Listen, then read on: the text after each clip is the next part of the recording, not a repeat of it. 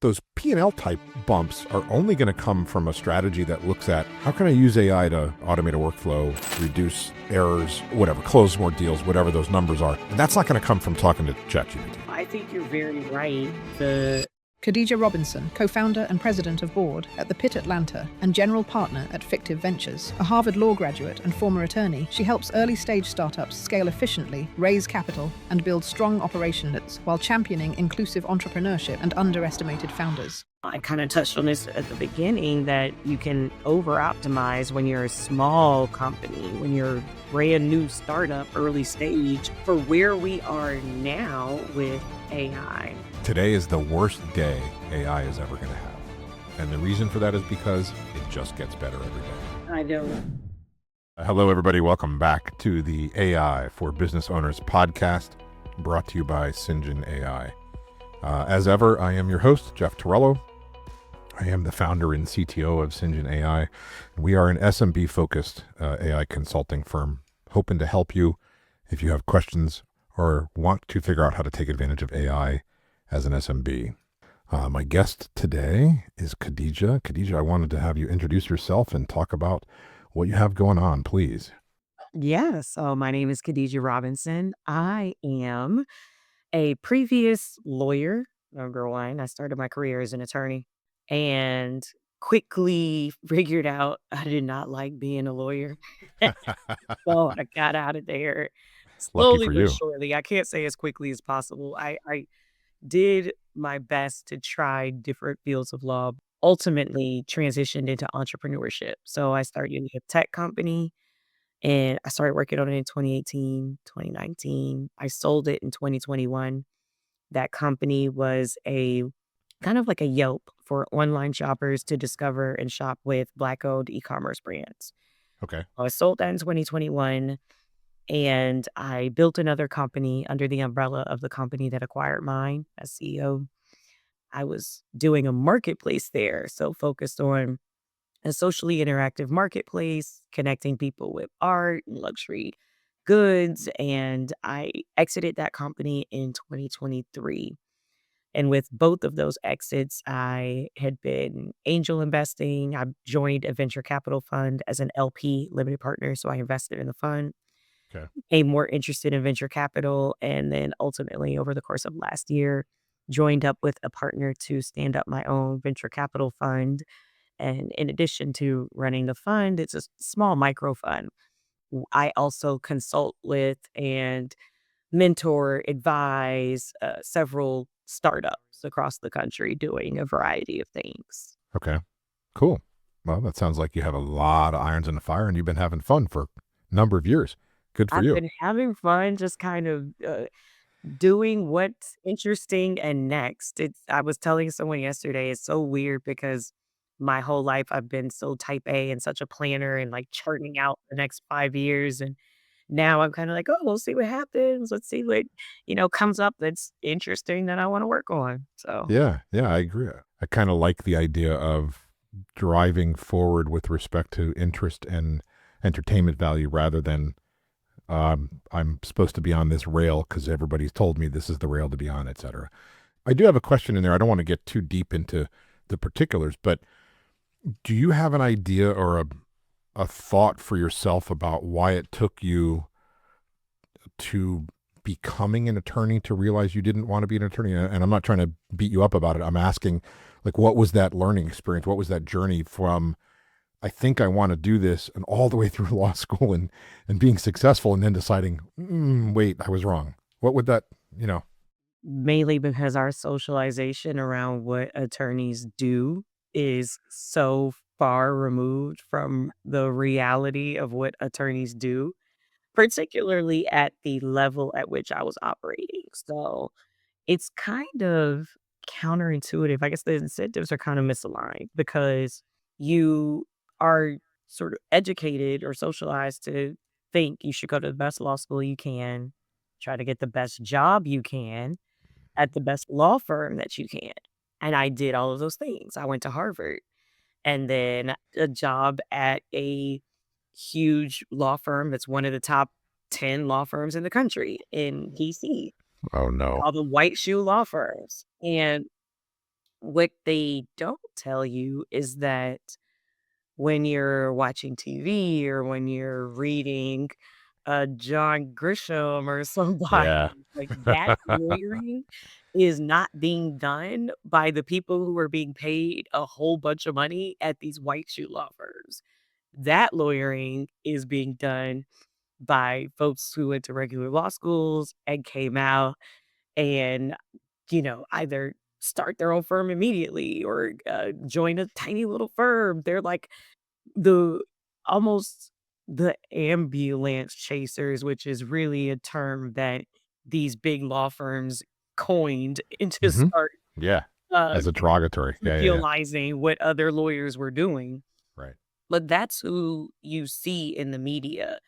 Um, or you're watching like the Law and Orders where you're watching prosecutors, just also Right. very far removed from what you're doing at a law firm. Where you're at the law firm, you're on your laptop, you're reading documents. You are occasionally, interviewing witnesses, but these interviews are with a team of lawyers and so many documents and sitting in somebody's conference room for like 7 hours. They're not fun. It's so Yeah. not fun. And also with I don't know. I think if you watch something like Suits, it comes across, but it doesn't really hit home until you get into it that when you're working at these law firms and your billable hour is $500 or more, far more sometimes, Right. the entities that can afford that and the people that can afford that are not usually, at least for me, as a Black woman who grew up in Savannah, Georgia, not the companies that I care a lot about and wanna help. It's like, "Oh, big bank X is my client, and I'm Hmm. trying to Of course. save them from this government fine that they probably deserve." It's just not Yeah. inspirational work, and so, what I'm doing now when I'm working with startups, like, I work with one startup, for example, that built a platform to help alumni easily donate back to the HBCUs that they went to, historically colleges and universities. Sure. I'm a graduate of an HBCU, and so is every single person in my immediate family. I care a lot about these institutions. So Yeah. Yeah. completely different ball game than I'm working for this big pharmaceutical company, and I'm kind of side eyeing them alongside the DOJ, Yeah. No, and the reason I was asking is because it must be a difficult decision making process at the time, not knowing for sure where you were headed, but to turn your back on a Harvard law career, like you have a mythical version of what that's supposed to be in your mind when you're young. You went all the way through it, succeeded at it, did the thing, got the job, and then had to decide this isn't for me, which had to be arduous. It could not have been a simple conversation for yourself. You had to spend some time. And I'm not trying to bring up old stuff. I'm not trying to mess with you. I'm saying that must have been difficult. I appreciate it, and I think it can be difficult. One thing that has helped me a lot, and I don't know if it was at that point when I was, kinda grappling with my not love for the law or what, but I tell people all the time, I very strongly believe in quitting. I do not like this whole culture around no one likes quitters and you shouldn't quit and all this other stuff. I'm like, you have no idea how long you're going to live on this planet. Just because you've invested into something already, or you've been doing something, or you've wanted to do something for X amount of time doesn't mean that you should continue to do it if you don't like it at all and it's not bringing value to your life. Why would you continue to do something? Like I could have said, "Oh, I spent 4 years in undergrad and 3 years in law school, 7 years committed in my life to become a lawyer. I'm not just going to quit." No, like that doesn't justify spending another 4 years in something I hate. Like, why would I do that? Yeah, So but I'll say it does take some pretty strength, some strong convictions and confidence in order to. I don't disagree with your statements at all, but I do think you need a little bit of backbone to be able to make that call, especially at that time, right? look back on it, a lot easier to call it, but in the moment, it takes some power. I'm only trying to say, hey, and I don't actually think you threw anything away, given what you've done further, and you're probably still using all of that education day to day. Like I'm not trying to make fun of it. I'm just saying, wow, that was strong. The other piece of that I think is really impactful is it's a cliche, but I think a lot of folks have trouble acting it out in the real world, and that is that you have to make mistakes in order to get that learning journey, make that lesson happen. And sometimes it's painful, sometimes it's difficult, but I would be curious and quickly, I'm not supposed to be a self-improvement podcast, it's supposed to be about AI, so we'll get to AI in a second, but I'd be curious if your opinion wasn't you learned a lot more by making that choice and jumping to the next thing than you would have trying to grind it out. I don't think that it is possible to make mistakes because you can learn from every single thing that you do. And also, I don't think I could have done the next thing if I hadn't done the first thing. So, for example, I in 2020, I just launched my first startup. Well, I just launched the actual product.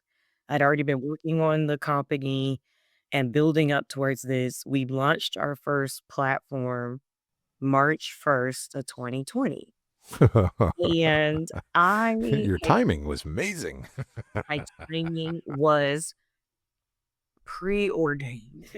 But Yeah, yeah. with my law firm, we had offices across the world. So the Asian offices had been closed for a while, and they were talking about this thing that was happening in Asia, and it seemed very remote. Like, oh, there's something happening over there that's Right. interesting and strange. And then they started talking about it in the news a little bit more. I had planned, as a gift to myself, a time off vacation to go to Nigeria right after I launched this company. I have cousins in Nigeria, and I go there just to kinda chill and hang out sometimes, and so I planned this trip, and I'm like, "Oh," they're talking about this thing, like, now it's on in Europe, like, it'll be fine, like, I'm only gonna be there for 2 weeks, and it's gonna Yeah. be fine. So I left. I made this decision to go to Nigeria, and everything was fine. My travel was perfectly fine when I got there. They were already doing contact tracing in Nigeria because they have a lot of experience with infectious disease, Right. Ebola, etcetera, so they were on the P's and Q's, and, like, that was a little bit annoying, but I was like, "Okay, sure." I get to Nigeria. We even go to a different part of Nigeria. I flew into Lagos, big major city. We go to a different part of the country where my family is from. And then the government announces they are closing the borders, all travel, not just international travel. They're closing interstate travel within Nigeria. You can't go from state to state. And we're like, oh God. So we go back to my family's house in the main city just in enough time to get there. I don't have enough time to leave before they close the borders. Wow. I'm like, "Okay, they said they're closing the borders for 2 weeks, so that adds another, like, week to my trip. I've been here for a week already. That's fine." So that was March 2020. I did not leave Nigeria until October 2020. I was Yeah. there the vast majority of the year. The borders were closed the vast majority of the year. And Nigeria was strict, and when I say strict, like, we were on lockdown, you were not supposed to leave your house, there were roadblocks on the road, and they were interrogating you as to why you were on the street if you left the house. I mean, there was one of my friends was decided to, like, forget all about this kinda later in the year, maybe, September or so, and went to a secret party at this club that opened up know, illegally, and they were raided, and everybody in the party was taken to jail. I was like, I mean, it was just different times, and Right. so could have said, "Oh, that was a mistake for me to not pay attention to what was happening."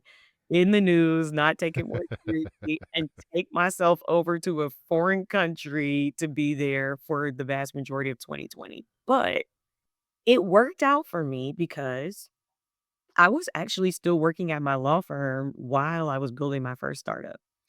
And because I was in Nigeria, I was 6 hours ahead. I was able to wake up, dedicate a huge chunk of time to working on my company before anybody was looking for me at the law firm, and then do law firm work and kind of actually be able to really bifurcate my time and work those 2 things at the same time. And because of COVID, my workload kind of decreased with my law firm, so I had a period where things were really quiet, and I focused on my startup. Everything was virtual anyways, so it didn't really matter that I was in Nigeria. I did a virtual, accelerator program. I did virtual pitch competitions, and one of those pitch competitions that I did virtually led me to the company that eventually acquired my company. So I kind of feel like you don't do the first thing, then the second and third things don't happen. You don't learn from the first thing. The second and third things don't happen. So No, it makes perfect sense. And in this particular case, I think we all were kind of rolling with the punches in 2020 for those of us that were around and active trying to figure things out. I don't think anyone had all that planned. No one had it on their bingo card, etc. And we learned a whole bunch of stuff, and we had lessons we didn't know we were going to need. a lot of lessons. Fun times. Don't miss it though. Completely. I don't miss it. Yeah, I don't need to recreate it. I'm good. We don't need to have another one. All right, let's try and we'll pivot from pandemic to artificial intelligence. Tell me about your journey with AI so far. So I've done a lot of experimenting with, now that I've looked at a little bit at this newly released study that's gained a lot of traction, I've realized that I'm very much in that personal productivity bucket Mm-hmm. of AI. I've done a lot of experimenting there, but also part of what I do when I consult with startups is I consult with them as a fractional COO. So I'm very operationally minded, thinking about structures, processes, etc. How do you Okay. increase the efficacy of your organization in order to better scale for startups? And I think it's a really fine line with a very young company because I do think it's very easy to over optimize. Like some, excuse my French, but shit's gonna be messy when you're at a just when. Yeah. Yeah. And so I think being overly focused on how you optimize and be more efficient and get the structure and all this other stuff. And it is a dangerous path to go down because uh, you sometimes can kill the natural momentum by trying to be overly focused on efficacy and optimization. But also, sometimes the wheels will fall off if you don't Yeah. grease them. Right. Of course. So, Both sides exist. Yeah, completely. so, I think about operations through that lens and think consistently thinking about as technology changes, how does our technology help us not just improve what we're building and what we're delivering to customers as a company, as a startup, but how we're building and how we're organizing the unit that really creates this innovation, because that matters a lot. And so AI has been an interesting area to explore from that lens in particular. And I am still playing around with it and trying to figure it out. So, like, I think I have two tools that I use the most currently that I found been really fun and interesting for the personal productivity and starting to really figure out how to incorporate them into processes amongst the team that make things more efficient. So Sintra AI is a suite of like virtual assistants.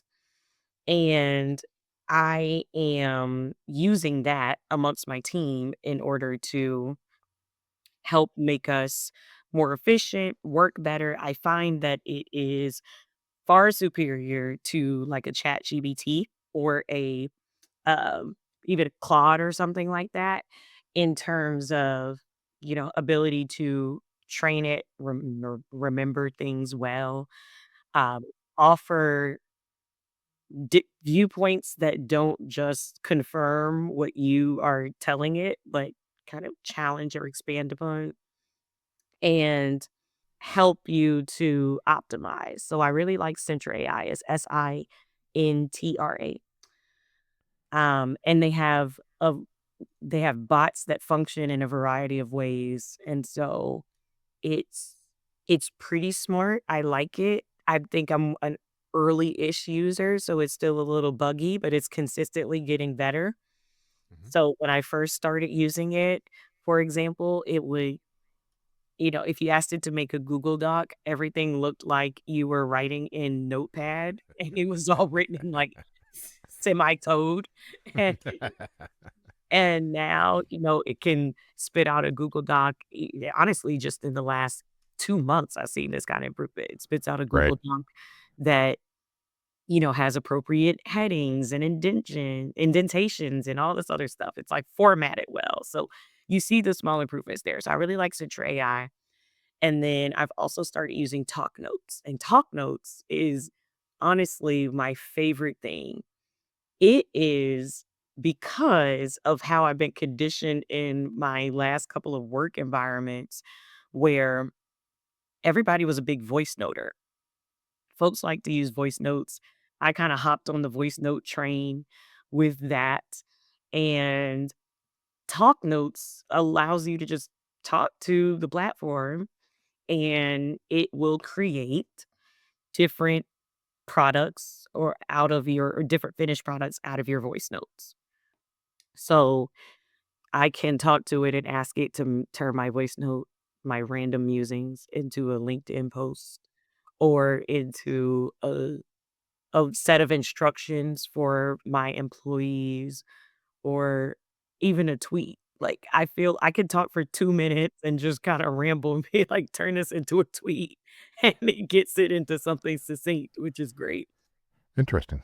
What's the interface for that? Is that like your phone? Is it an app? Is it on your laptop? It's an app. It's also on your laptop. And I really like this. They have a WhatsApp in number that you can send a voice note to that will Oh, also okay. reach out. Sure. That's so an inbound. Yeah, okay, got it. Interesting. So, and these are for you and your team for your own productivity purposes. And I think that there's a interesting conversation to be had about there's two places that AI seems to be the most valuable based on all my interactions and clients that we've talked to in the last year or two. There's a productivity bump that a lot of folks can realize a couple different ways, all around basically content generation for the most part. The idea of a language model is obviously content fixed, but there's a whole bunch of additional capability that AI can produce from we'll say, a corporate perspective for automation and workflow management and other things that are not necessarily prompting with a chat.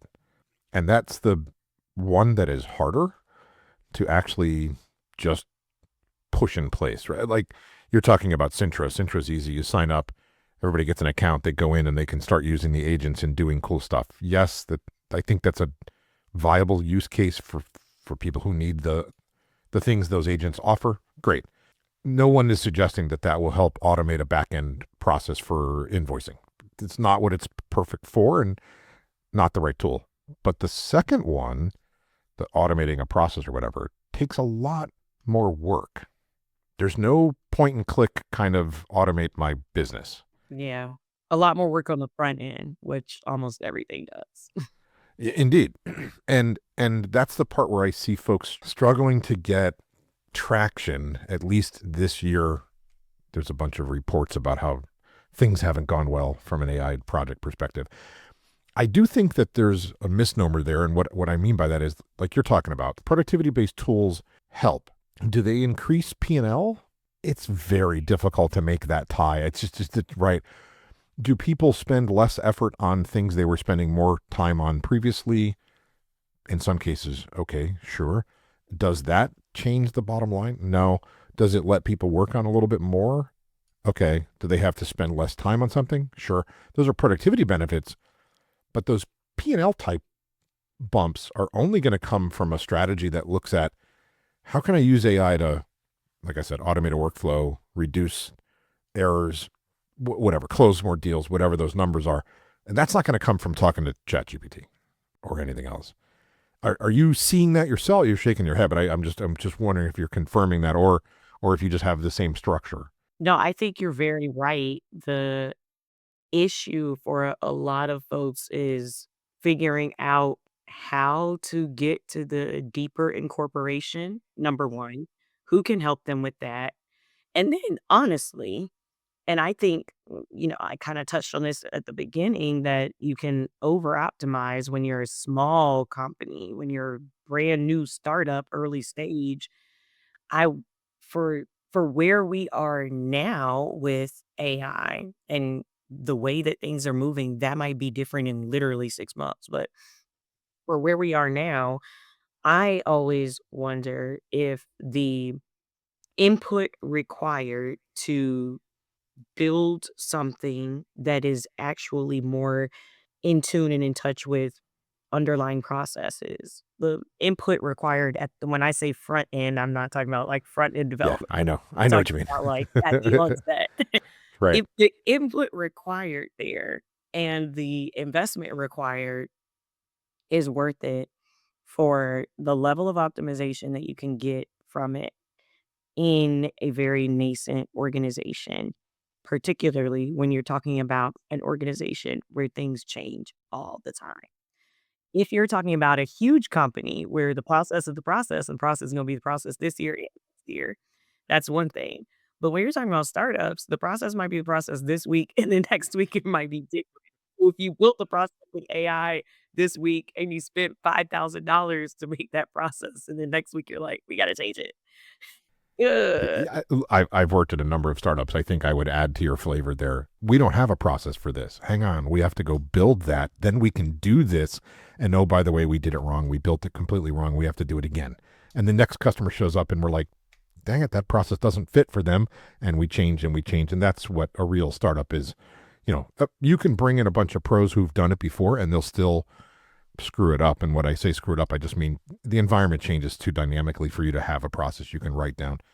The other side of that equation I'll give you is the companies that have been around for a long time and have processes, half of them are bad. And the reason they're bad is because the people who built the process are no longer in the company and they don't know what on earth the process is for anymore. Why do we have this? What are we fixing? What problem are we solving? Et cetera, et cetera. There's a lot of, I could probably build the consultancy just on process improvement alone. And that's all we did. And we would have an unending number of customers. I did want to share a little tidbit.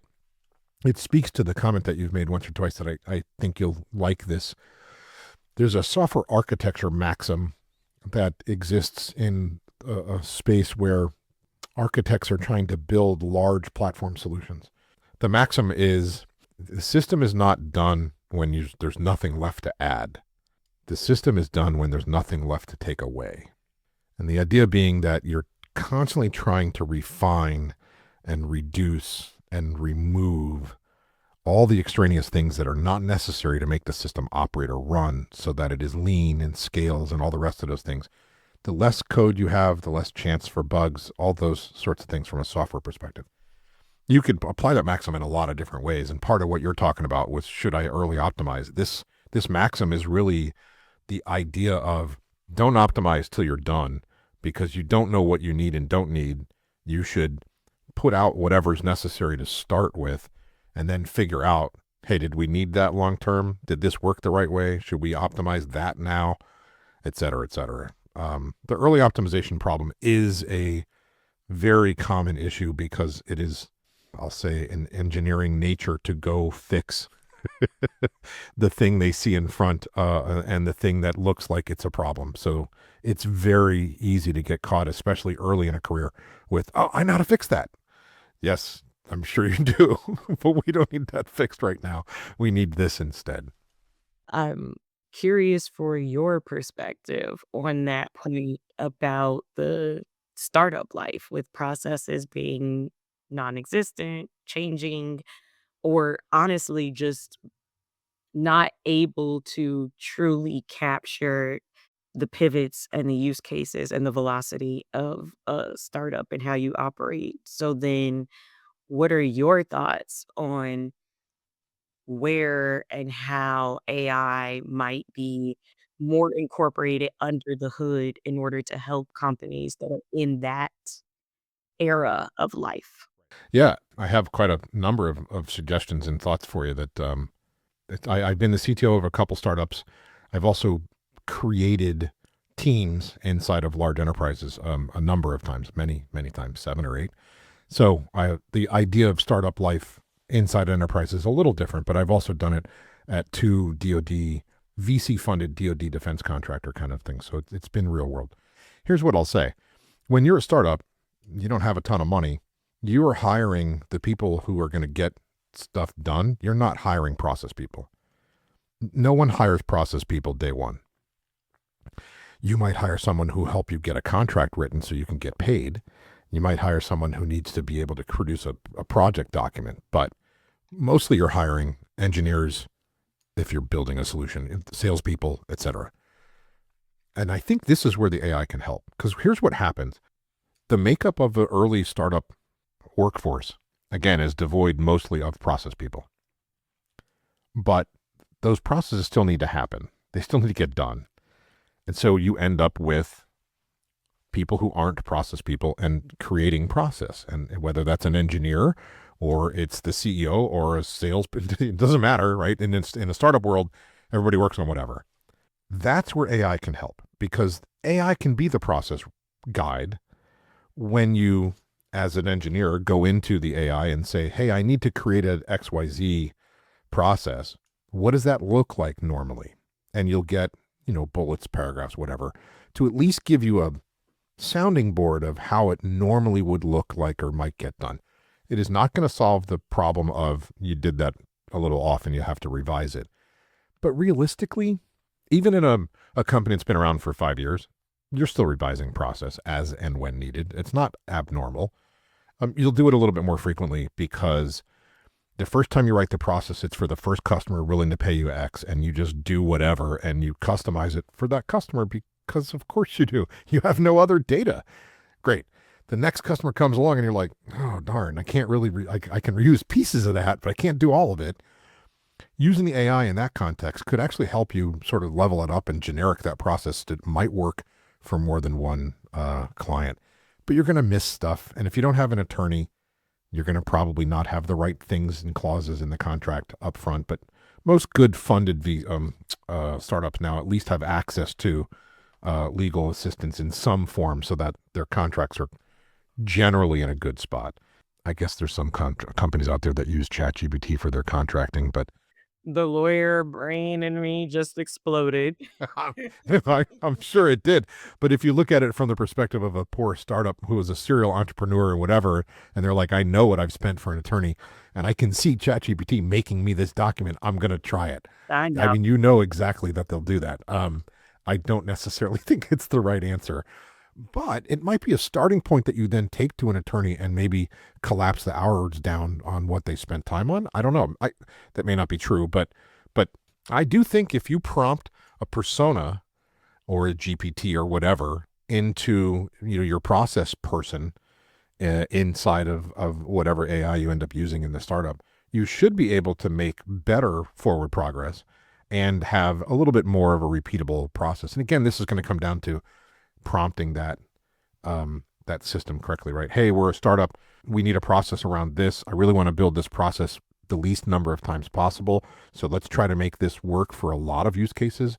We do happen to have this client, but make sure we don't get stuck, push us into a corner. And those parameters probably give you, I would say, you might save 3 revisions on that process. You're still going to make 2 or 3 after that. But you've already got the experience to know what I mean. So I think that would be helpful. The other piece for me, a lot of startups are trying to figure out market fit. They're trying to understand, like it starts with an idea. And then for folks that haven't done this, there's a concept on the marketing side called an ideal customer profile, or an ICP. And the reason you have an ICP is you identify and describe and almost bring to life your customer, and give them all sorts of personality traits and elements, so that you can recognize a customer when they show up, so that you know who to market towards and who to target and who to talk to, and so that you can identify who isn't your customer. Because one of the big problems with most startups is trying to please everybody, because you're desperate to try and find income and resource, etc. But if you're chasing the wrong customer and you don't know it for 6 months, it can really derail your momentum, et cetera, et cetera. I'm probably telling Khadijah stuff she knows like the back of her hand. But my point is, for folks listening that don't know this, the AI can help you take a first shot at your ICP. It can help you refine it. As you build the ICP and you test it with clients and you refine it, you go back to the AI and it can tell you, hey, this might be an ancillary avenue to pursue. And you can do that yourself. And in the end, you have to make the final decisions. But I do think the AI, when treated as an assistant and not treated as the answer to everything, right? It's not an oracle, no matter how much Salesforce wants you to, sorry.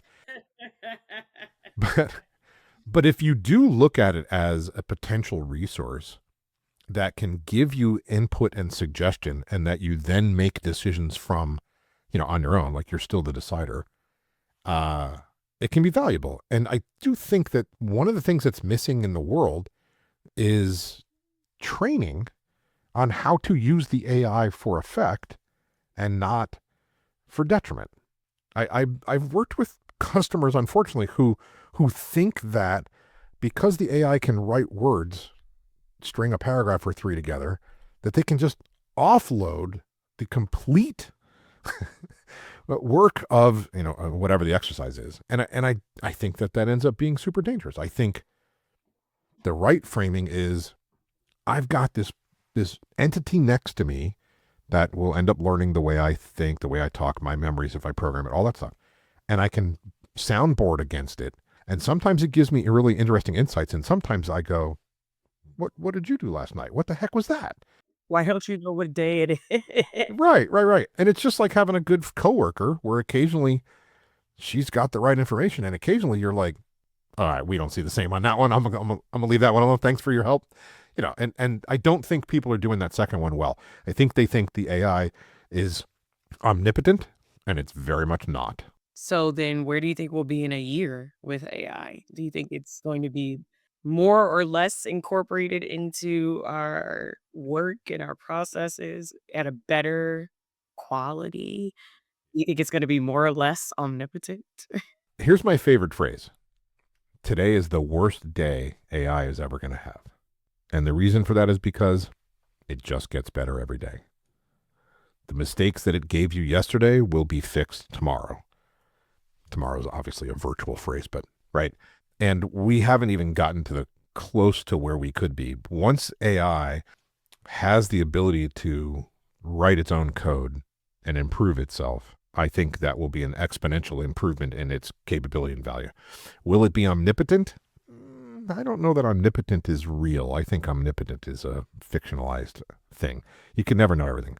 However, I mean, technically, I'm old enough to know that, people used to sell encyclopedias door to door, because before the internet existed, having information at your fingertips was super valuable and was a level up. Oh, I used to Right? go through my Britannica. Yeah. Okay. And All right. my dad one time sent me on the worst dummy mission that I will never forget or forgive him for. I watched Jurassic Park, and I asked my dad about a pterodactyl. My dad told me to go look it up in the encyclopedia. He did not tell me that Did it it tell you it started with a P? P. Of course he didn't. Ah, You were all over T, weren't you? I was like, Pterodactyl. there's no pterodactyl in this encyclopedia. This encyclopedia is crap. I was so mad. Yeah. So the reason I brought that up is because the instant this encyclopedia is printed, it's out of date, not accounting for all the errors. Not errors because people were malicious, errors because human. and errors of omission. You can't put everything in an encyclopedia. Okay, great. Then we get CD-ROM based digital encyclopedias, so much easier to search. Yes, the access random, way better than flipping through P&T. Okay. And then we get to, now we don't even need that. The knowledge is just out there. And anytime you want, you ask Google, who becomes an oracle. Yet another hierarchical officious oracle is the acronym for Yahoo. Yet another hierarchical officious oracle. That's what Yahoo actually stands for. I had no idea. I did not know that. Well, Wow. you have to be a early 90s nerd. Sorry. I'm just teasing you. But my point is that information is also not accurate. How many times has anyone read a page on the internet and gone, that's not true? That's not right. Well, just so we're all paying attention, where do you think these models are trained? They're trained on the content on the internet. And so they can easily be trained with bad data. Yeah. So will they be omnipotent? I don't think so. And we'll always create new information and uncover new things and learn new stuff, etc. At some point, maybe the AI can help us with that, and maybe it can do it faster, better, stronger. Just butcher that song while we're here. But I don't think we get to the point where it always knows everything. I do think we get to the point where it can become more reliable. Yeah. You can ask it things and get a pretty good sense of when it's spot on, and start to rely on it. I don't think I'll ever have anthropomorphic bot in my house that is the AI that I interact with all the time. TV shows to know humans, Westworld, honestly, I like you said, early 90s, Terminator. I don't trust anything because of Terminator. Arnold told me a long time ago. Here's the thing. Period. I have a whole bunch of other reasons why, but this is where we'll end it. We'll end it with the end of the world by robots. But I don't want a device in the house listening, watching, and connected to some entity and pushing all the data.